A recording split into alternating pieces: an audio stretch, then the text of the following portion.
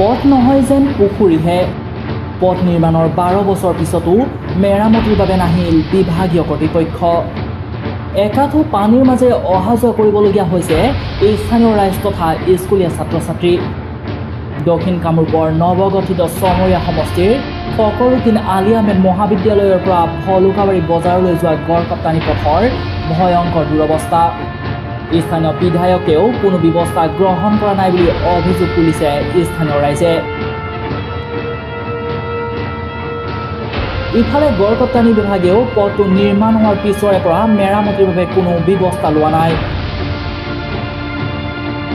অতি শীঘ্ৰেই পথটো চলাচলৰ বাবে উপযোগী হোৱাকৈ ব্যৱস্থা গ্ৰহণৰ বাবে দাবী উত্থাপন কৰিছে স্থানীয় ৰাইজে।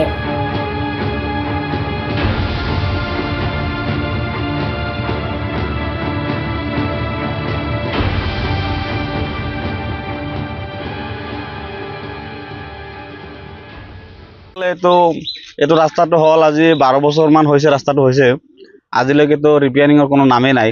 এই ৰাস্তাটোৰ যিটো এটা পৰিস্থিতি হৈ আছে, না এটা ছাত্ৰ যাব পাৰিছে, না এখন গাড়ী যাব পাৰিছে। আপোনালোকে ভিডিঅ'ত দেখা পাব এখন এম্বুলেঞ্চ আধাখিনি ডুব গৈছিল। তো মই আমাৰ বিধায়কক এইটোৱে অনুৰোধ জনাম যে বিধায়ক মহোদয়ে নিজৰ পুঁজিৰে হ'লেও আমাৰ ৰাস্তাটো ঠিক কৰি দিব লাগে। যিহেতু আমি বিধায়কক প্ৰায় 90,000 ভোটত জিকাইছোঁ, গতিকে আমাৰ অধিকাৰ আছে। আমি বিধায়ক মহোদয়ৰ এইটো খোজাৰ আমাৰ অধিকাৰ আছে। এতিয়া নিজা ফাণ্ডৰ পৰা হ'লেও আমাৰ ৰাস্তাটো এটা সপ্তাহৰ ভিতৰত স্কুল খোলাৰ আগে আমাৰ এই ৰাস্তাখন ঠিক কৰি দিব লাগে।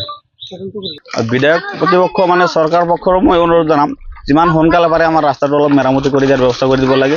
যিহেতু আমাৰ গৰৈমাৰীৰ পৰা চমৰীয়ালৈকে এইটোৱে আমাৰ মেইন ৰাস্তা এইটোৱে। আমাৰ স্কুলৰ ছাত্ৰ ছাত্ৰী, গাড়ী ঘোঁৰা সকলো আমাৰ এইটো ৰাস্তাৰে দিনত কমচে কম মিনিমাম 5,000 গাড়ী হ'লেও আমাৰ এইটো ৰাস্তাত আপ ডাউন কৰে।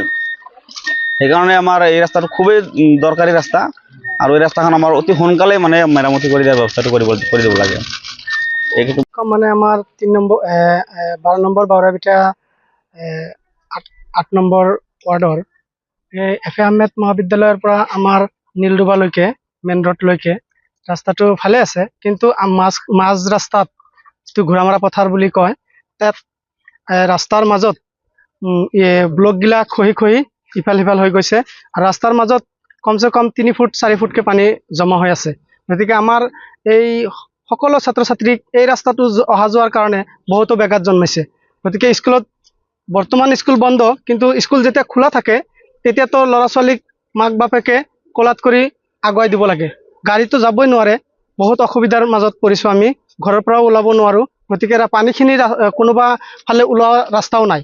গতিকে আমি চৰকাৰক এই কাৰণে অনুৰোধ জনাওঁ যাতে আমাৰ নতুন পঞ্চায়তো হৈছে, গতিকে আমাৰ পঞ্চায়তৰ জৰিয়তে যাতে এই ৰাস্তাখন অলপ অহা যোৱাৰ কাৰণে, ৰাইজৰ সুবিধাৰ কাৰণে কিবা এটা উপায় কৰি দিয়ে।